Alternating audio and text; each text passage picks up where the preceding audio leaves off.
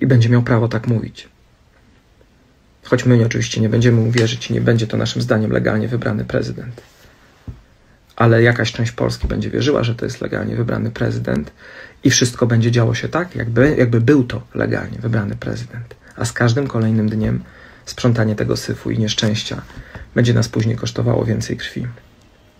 Wyobraźcie sobie, ile zrobiliśmy. I wyobraźcie sobie, ile możemy zaprzepaścić. Wyobraźcie sobie Polskę 30 maja. I sami sobie zapytajcie, jak chcecie, żeby wyglądała. Ściskam was wszystkich serdecznie. Jutro święto Konstytucji. Czytam ją codziennie. I chciałbym kiedyś zrobić Polskę,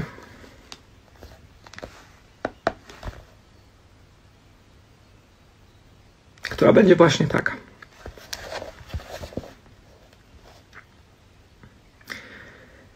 Jak będzie trzeba, to wszystko oddam, żeby właśnie taka była.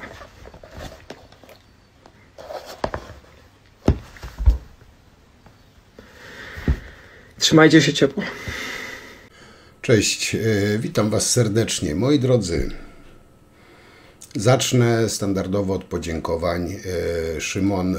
Szymon C. Bardzo ci dziękuję za wpłatę. Oczywiście trafisz na tablicę zasłużonych, także wielkie, wielkie dzięki za twój datek. Dzisiaj, oczywiście to jest przypadek, też będzie o Szymonie, ale o Szymonie H. Chodzi o Hołownię. Ja już o nim mówiłem, ale troszeczkę tutaj się też zrobiło, że tak powiem, takiego przysłowiowego gówna wokół naszego Szymusia. Także postanowiłem jeszcze parę słów dodać. I tak naprawdę powiem wam, że nie wiem, którym bardziej się brzydzę. Duda po prostu nie rozczarował, bo dokładnie wiedziałem, czego się spodziewać. Ale ten kleryk w garniturze w zasadzie też, bo nigdy mu nie ufałem, co niejednokrotnie podkreślałem. Ale może, przyznam się, naiwnie liczyłem na, nie wiem, cień klasy. Ale przeliczyłem się. Tak czy inaczej, obaj wredni, obaj hipokryci, z takim ostrym genem zdrady, zakochani w sobie, tacy sterowalni przez Kaczyńskiego.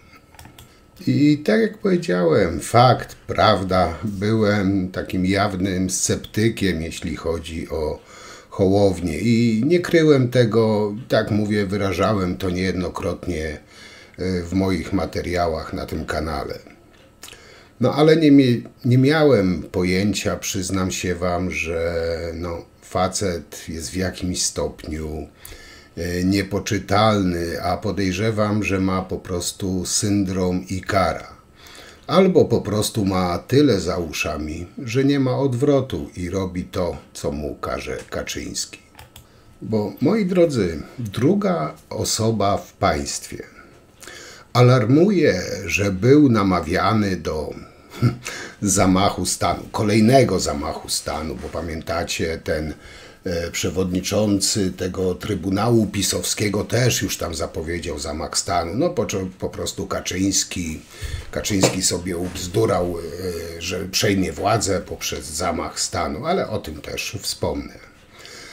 Ale gdy tutaj zaczęła być mowa o prokuratorze, to nasz Szymuś, celebryta, twierdzi, że to tylko takie fiki-miki, że to nic poważnego, że to tylko takie aluzje. Po prostu zaczął się rakiem wycofywać. Ale tak nawiasem mówiąc, nie wydaje wam się to, nie wiem, dziwnym zbiegiem okoliczności, że tak dziwnym trafem Szymuś ogłasza te swoje rewelacje wyciągnięte z dupy Kaczyńskiego po nocnym spotkaniu z Kaczyńskim w domu u Bielana. No powiem wam, cóż za dziwny przypadek. Wielokrotnie proponowano mi, czy sugerowano, czy rozpytywano mnie, czy jestem gotowy przeprowadzić zamach stanu, bo do tego to się sprowadza. To jest poważna sprawa. Przyjdzie czas, że i o tym będziemy rozmawiać. W pamiętnikach pewnie, tak? W pamiętnikach, natomiast nie, zamachu stanu ze mną się nie zrobi. Ja to nazywam zamachem stanu. To oczywiście nie wypełnia kryteriów prawdopodobnie prawnych zamachu stanu, ale ja mówię o zamachu stanu, mając na myśli sytuację, w której prezydent został wybrany, a ja mówię... No nie podoba mi się ten prezydent. To może ja go nie zaprzysięgnę, pobędę sobie prezydentem, bo przecież takie były koncepcje. No przecież pan to czytał, tak? Hołownia nie będzie miał wyjścia. Zrobi przerwę i wtedy jakby zostanie mu to podane na tacy, wtedy mu się wjedzie z tymi ustawami, on je szybko podpisze, a później zrobi wybory. Ja im tym, którzy do mnie przychodzili z tym, ale kto mówię, do pana przychodził? a wiecie, politycy, prawnicy, różni ludzie, którzy byli, ja to rozumiem, sfrustrowani wynikiem wyborów prezydenckich, ale z tego powodu, że wygrał nie ten kandydat, który mi się podobał, nie wynika, że można państwo zawiesić. Moi drodzy, obserwując Hołownię, zwróćcie uwagę, że między innymi, no Hołownia jest kolejnym takim przykładem, ale zwróćcie proszę uwagę, że najwięksi, nie wiem, zdrajcy, hipokryci Polski są bardzo blisko Kościoła katolickiego. I tutaj dobrze by było, gdyby wraz z tym mitem wielkiego marszałka od Sejmflixa padł mit Kościoła broniącego Polski. Bo oni jedynie czego bronią to swoich przywilejów, bezkarności kosztem Polski. Takie jest moje zdanie, tak ja to widzę. I może użyję teraz nie parlamentarnych słów, ale... Jak dla mnie ta mała, kilkuprocentowa spierdolina umysłowa o dziwnej konstrukcji psychicznej, domagającej się ciągłego bycia w centrum zainteresowania, taki egocentryk, zapatrzony w siebie narcyz o wybujałym ego, zamknięty w kokonie własnej wspaniałości, jest kolejnym przykładem tego, jak można bardzo się pomylić. I powiem tak, skończony, przegrany zdrajca w kluczowych dla tego kraju chwilach okazał się po prostu tchórzliwym kolaborantem. Ciekawe, jak się czują jego wyborcy. No, nie wiem, czy ta ich przyzwoitość też udała się na urlop. No i nie wiem, ale chyba tylko ślepiec nie widzi jeszcze, że Hołownia jest już z nimi, czyli z kaczystami i gra z nimi. To jest taki, ja już to też wcześniej mówiłem, taki typowy koń trojański albo piąta kolumna, jak to woli. Pewnie Kaczyński ma już dla niego etat, który no, został po, nie wiem, może Gowinie. Lub też, co jest też bardzo prawdopodobne, może tym etatem jest też dla Hołowni TVP po Kurskim. Bo tak jak się posłucha Hołowni, to Hołownia już mówi językiem Kaczyńskiego, czyli mówi Kaczyńskim. Wiem, kto nawoływał do zamachu stanu, ale teraz nie powiem, może kiedyś. No i zamach stanu, ale nie całkiem, nie wyczerpał znamion. No więc co? Zamaszek, zamaszuńko? Po raz kolejny błąd, nie wiem, prawny marszałka, domniemanie ważności zostało uchylone przez PKW, bo organ do tego uprawniony nie zebrał się. Sąd Najwyższy nie ogarnął sprawy mimo propozycji marszałka, pozycji marszałka ustawa incydentalna. No, coś tu się, powiem wam, to wszystko tak dużo i dziwnie zapętla. I powiem wam, że no całkiem na serio tutaj zastanawiam się i otwarcie stawiam pytanie, czy Kaczyński obiecał Szymusiowi stanowisko prezesa TVP, taki typowy kurski bis, No przecież nie został tubą Kaczyńskiego za darmo, prawda? To wyjaśniałoby, dlaczego ma kompletnie gdzieś los swoich, nie wiem, posłów partii gra bez ogródek na rozwalanie koalicji. No, mam nadzieję, że posłowie tej Polski 2050 chcą jeszcze zostać w polityce i czym prędzej ewakuują się z tego zdradzieckiego okrętu Hołowni. U Gzdyry Hołownia odniósł się do kwestii mediów, szczególnie właśnie TVP, określając ją jako czerwoną linię dla Polski 2050. Stwierdził, że koalicja rządząca nie będzie w stanie realizować obietnic wyborczych, w tym tych dotyczących odpartyjniania mediów publicznych. Jego ugrupowanie może rozważyć wyjście z rządu, powiedział. Natomiast przyjdzie taki moment, kiedy człowiek dojdzie do wniosku, że może nie ma co się kopać z koniem, wskazując na TVP jako kluczowy punkt sporny.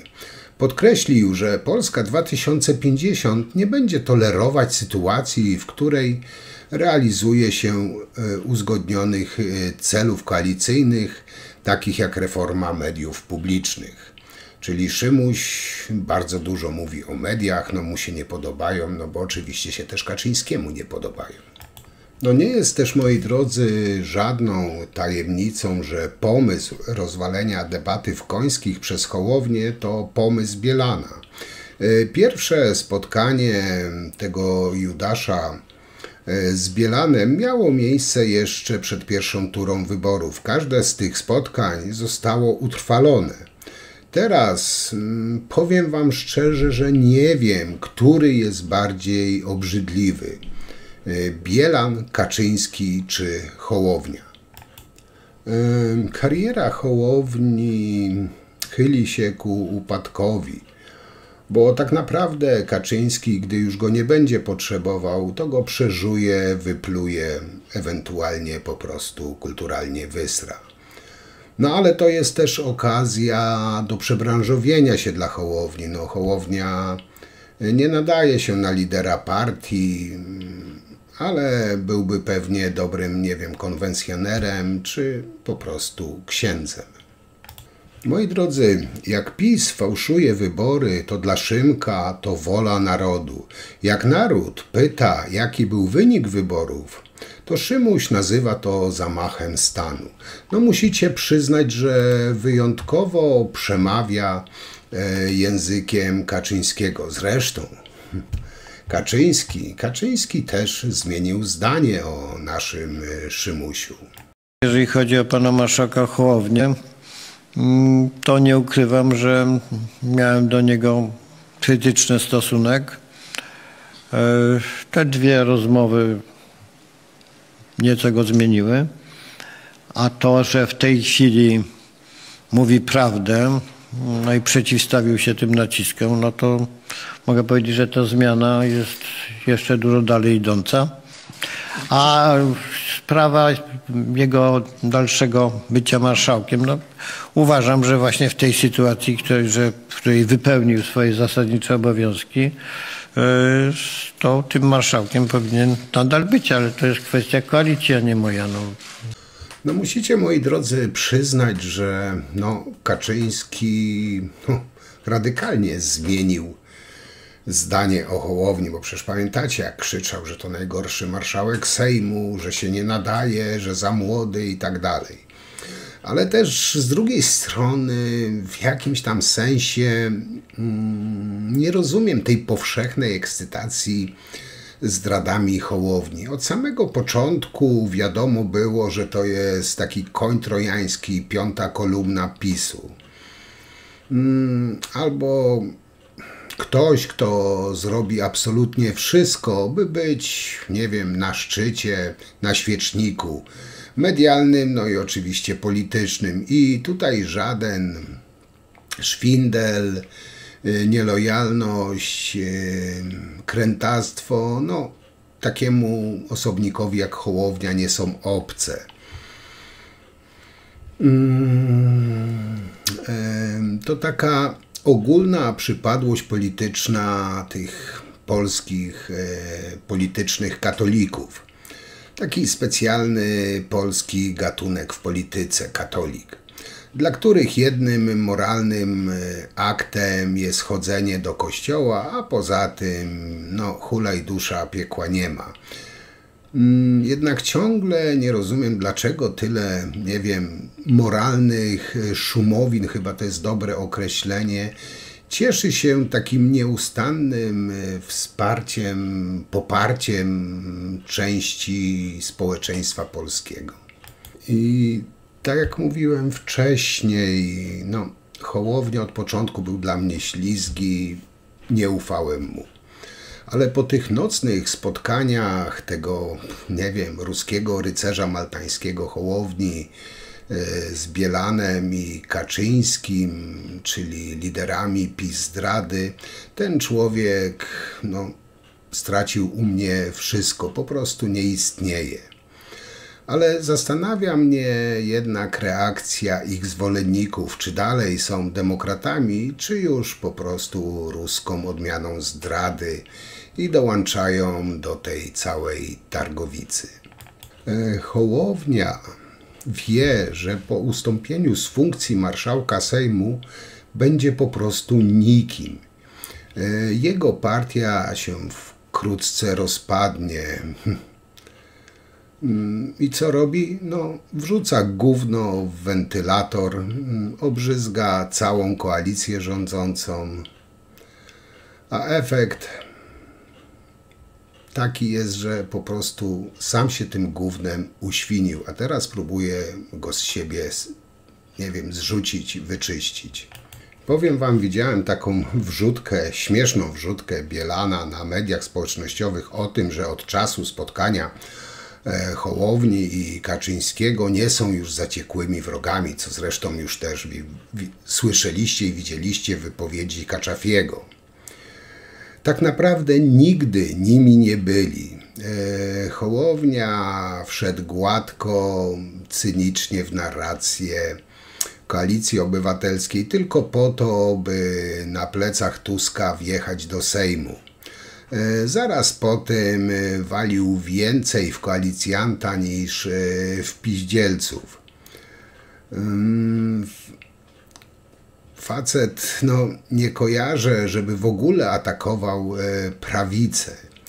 Niby koalicyjny, ale tylko w stosunku do tak naprawdę tej tak zwanej prawicy. Bo jeśli chodzi o Koalicję Obywatelską, to walił w nich jak w bęben. Moi kochani, wydawałoby się, że marszałek powinien ostrożnie dobierać słowa. Tymczasem idzie sobie do telewizora, używa bardzo mocnych słów o zamachu stanu, nie składa zawiadomienia do prokuratury, za to daje paliwo przeciwnikom koalicji, którą współtworzy. To już nawet nie jest kompromitacja, to jest jawne działanie na szkodę rządu.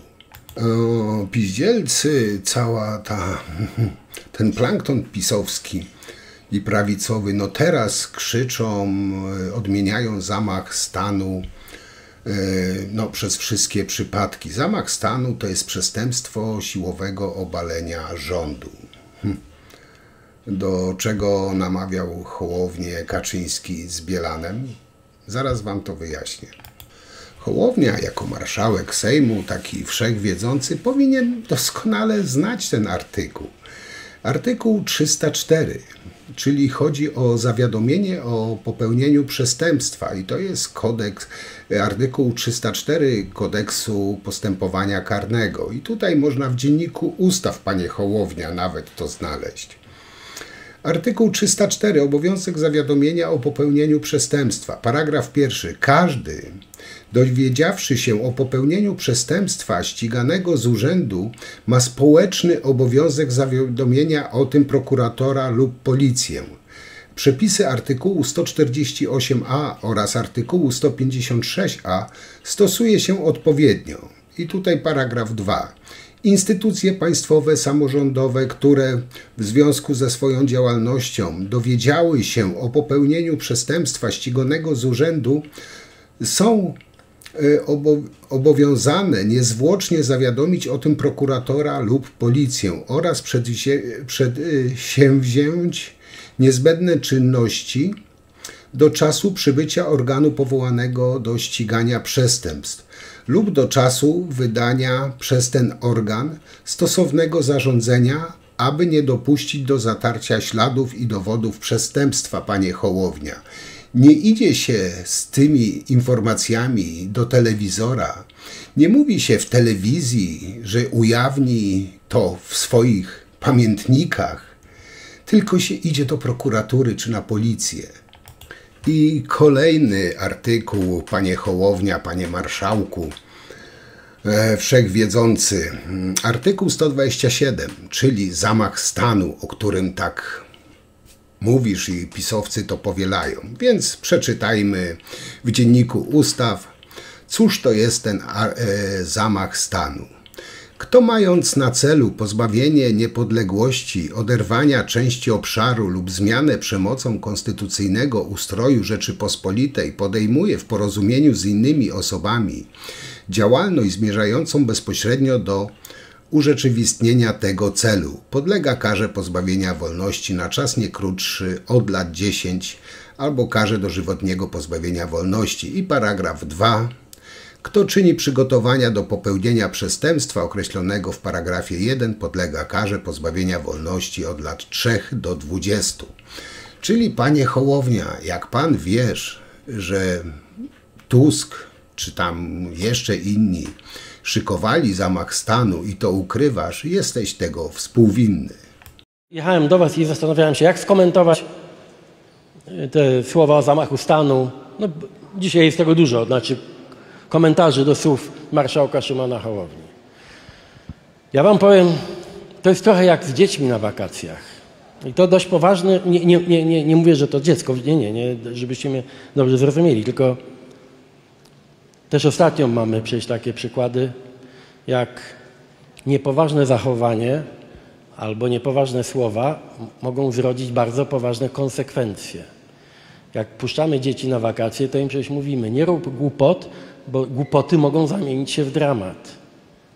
W polityce jest dokładnie tak samo. Słowa, jakieś gesty, jakieś nieostrożne decyzje, nawet jeśli ludzie sobie myślą, a to niepoważne, a niedojrzałe, a tak po prostu, ale to czasami ma bardzo poważne konsekwencje dla ludzi, dla całych państw. Moi drodzy, być może się mylę, być może nie, ale powiem wam tak, to jest taka kolejna afera pisowców, by odwrócić uwagę od tych sfałszowanych wyborów prezydenckich. Hołownia, jak niepodległości, broni, by głosy nie zostały przeliczone. W nocy w prywatnym mieszkaniu Bielana układa się z Kaczyńskim. I po tym spotkaniu rzuca tak zwaną bombę o zamachu stanu. Nie poszedł do prokuratury, gdy mu proponowano. Teraz w mediach mówi, wiem, ale nie powiem. No, to już nawet nie jest śmieszne, to jest wręcz żałosne. No bo, kochani, tak na zdrowy rozum, wydawałoby się, że marszałek powinien, nie wiem, kto jak to, ale marszałek powinien ostrożnie dobierać słowa. Tym bardziej Hołownia w najlepsze idzie sobie do telewizora, używa bardzo mocnych słów o zamachu stanu, nie składa zawiadomienia do prokuratury, mimo że ma taki obowiązek prawny, ale za to daje paliwo przeciwnikom koalicji, którą rzekomo współtworzy. To jest po prostu, nie wiem, kompromitacja to jest zbyt delikatne określenie, bo nie wiem, Hołownia, gdyby miał trochę godności i trochę honoru, po prostu by ustąpił po tym wszystkim z funkcji marszałka Sejmu. No ale no tego o to jego nie podejrzewam. Tak naprawdę to jest taki już początek końca właśnie Hołowni. Facet na stanowisku marszałka Sejmu bredzi, że ktoś go zmusza do popełnienia zamachu stanu, ale nie mówi, kto to jest. Łamie prawo, zwołując Zgromadzenie Narodowe i bezprawnie będzie zaprzysięgał podróbkę, atrapę, protezę Kaczyńskiego na prezydenta RP. No, powiem wam, że czasami nawet dla takiego laika jest brak słów. Ja mam takie nieodparte przekonanie, że marszałek Hołownia, odkąd zaczął spotykać się z Jarosławem Kaczyńskim, wszędzie widzi podstęp, spisek, zamach, jakieś teorie, które w ogóle nie mają żadnego miejsca. Warto w polityce częściej myśleć, a rzadziej mówić. W przypadku pana marszałka, no niestety ta dewiza ostatnio się zupełnie nie sprawdza. Szkodzi pan marszałek i ja to chcę powiedzieć bardzo wyraźnie. Pan Hołownia szkodzi koalicji 15 października, bo robimy nowe otwarcie, mamy nowy rząd, mamy nowy impet do pracy i tak jakby pan marszałek zazdrościł tego, nie podoba mu się to, że ten nowy rząd jest, że jest determinacja, że jest pewna chęć współpracy i działania. Nie rozumiem tego, a mam wrażenie, że pan marszałek Hołownia gra mecz piłkarski, ale w pojedynkę. A jak pan wie i ja wiem, 11 na 1 to nigdy dobrze nie wróży. W polityce polityczni single naprawdę może błyszczą raz na jakiś czas, ale meczów ani żadnych poważnych turniejów nie wygrywają, a my mamy do rozegrania poważny turniej, bo nomenklatura piłkarska mówi, że mamy jeszcze w tym turnieju ponad 2 lata. Wszystko jest w grze, a 2027 to jest walka o to, żeby dalej w tej grze na pierwszej pozycji być. A mam wrażenie, że po tym piątkowym wieczorze, znaczy to jest kolejne moje utwierdzenie się w przekonaniu, że no, debiutanci w polityce mają trudno, tylko szkoda, że debiutant został od razu drugą osobą w państwie. Moi drodzy, tak czy inaczej, no, posypał nam się ten dobrze zapowiadający marszałek, wygadany, udający człowieka moralnie czystego charakteru.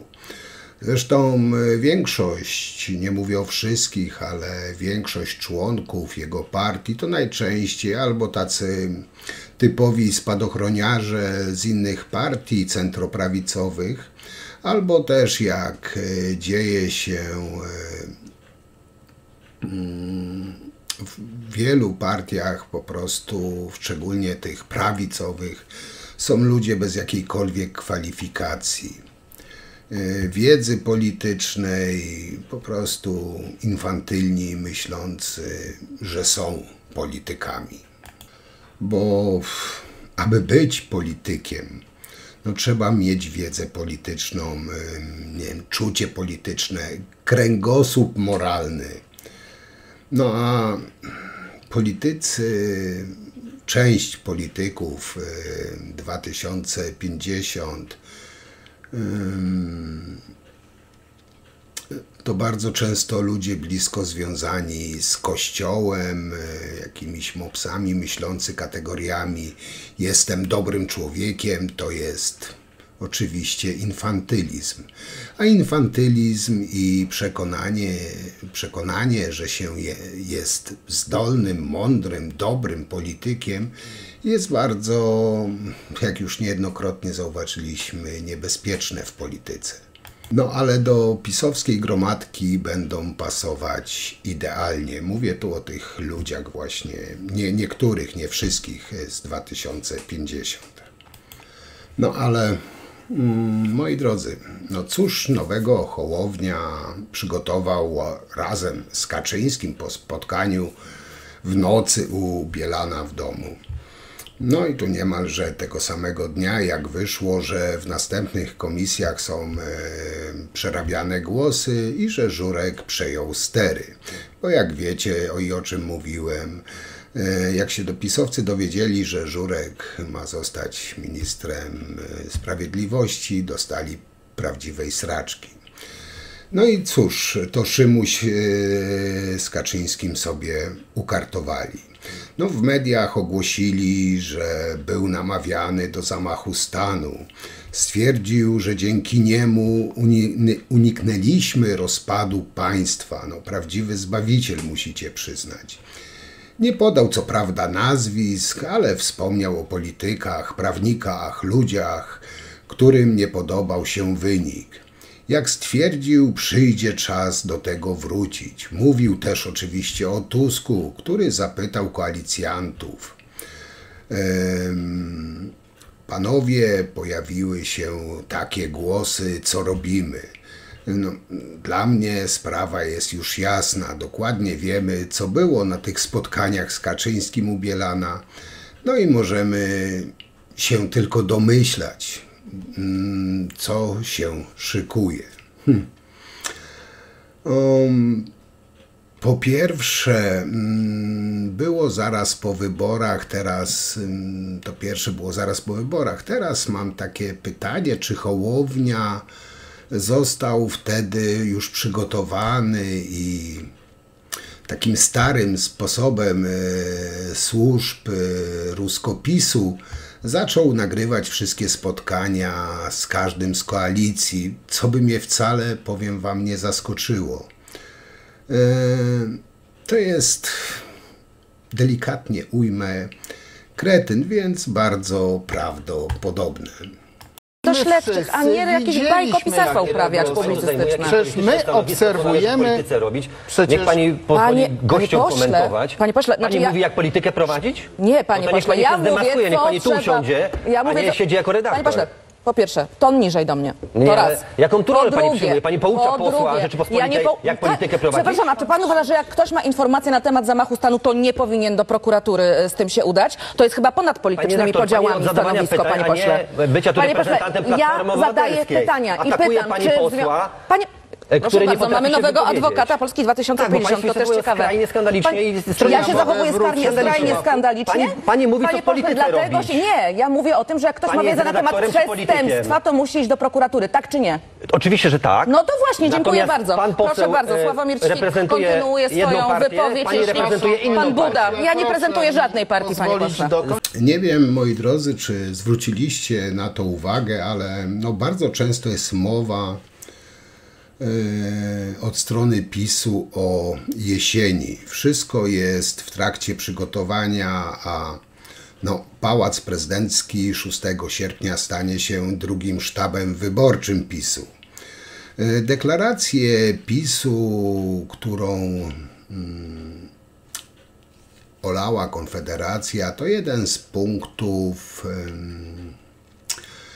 sprawdzania przyszłego koalicjanta. Znaczy o koalicji Konfederacji i PiS-u będę jeszcze mówił w innych materiałach.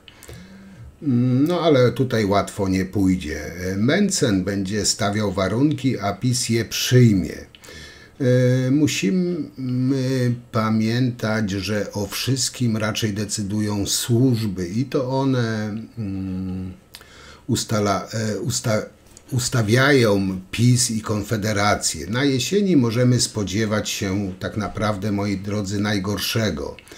A Hołownia, jestem niemalże przekonany, że będzie brał w tym czynny udział. Ma duże długi, ponad 2 miliony i to daje, moi drodzy, do myślenia. On jest dla mnie... nie wiem, nie obrażając go, ale kretynem, bo Kaczor go po prostu przemieli, wypluje prosto do szamba. Ale powiem wam, że nie żal mi go w ogóle. Hołownia jest skończony w polityce. Kto mądry, to po prostu powinien od Hołowni jak najdalej uciekać. Stoimy przed opcją powrotu ostatecznego do władzy właśnie Kaczafiego z dodatkiem faszystów i już bez krycia się Rosji. I nie będzie to, moi drodzy, zapewniam was, na 4 lata, a na bardzo długo. Możemy już się tak naprawdę po tym wszystkim nie podnieść. I tak już na koniec, podsumowując to te dzisiejsze moje wywody, powiem wam tak, w Polsce rzeczywiście doszło, ale doszło do zamachu stanu, a dokonali go PiS i Duda. Dlaczego? Zmienili konstytucję bez większości do jej zmiany. Najpierw Duda odmówił zaprzysiężenia sędziów Trybunału Konstytucyjnego. Zlikwidował w ten sposób strażnika konstytucji. Następnie zwykłymi ustawami doprowadzili do zmiany Krajowej Rady Sądownictwa w Sądzie Najwyższym, PKW i sądów powszechnych. Przewodniczący PKW, osoby podające się za pierwszego prezesa Sądu Najwyższego i prezesa Trybunału Konstytucyjnego. Prezydent RP, Izba Spraw Nadzwyczajnych, większość w Sądzie Najwyższym, neo-KRS.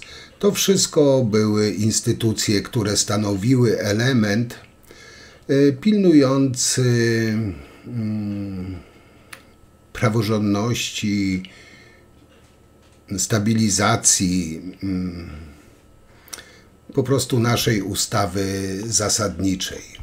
PiS podczas swoich rządów taki pełzający zamach stanu właśnie w ten sposób wprowadził.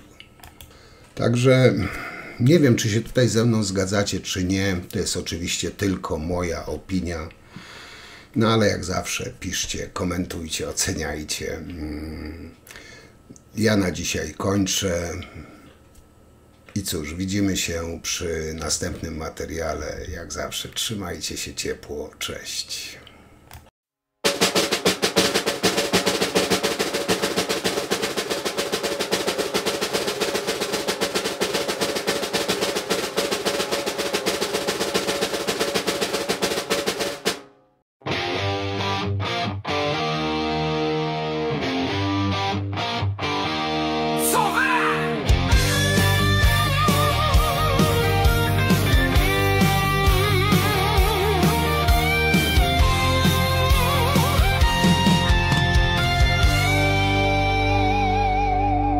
Co wy śpicie?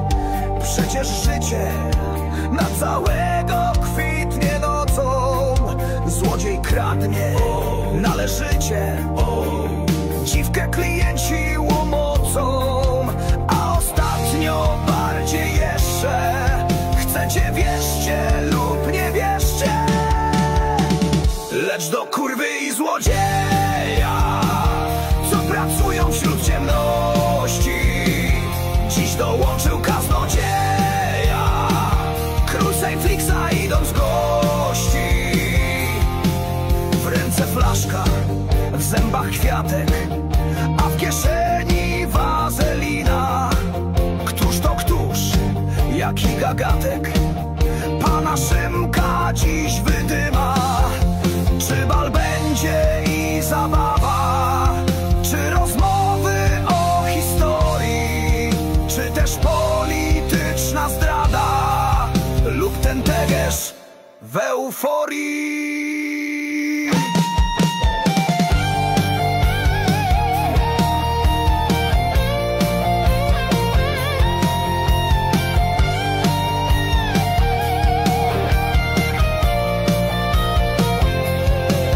Plotek słychać 100 na mieście, do wyboru, do koloru.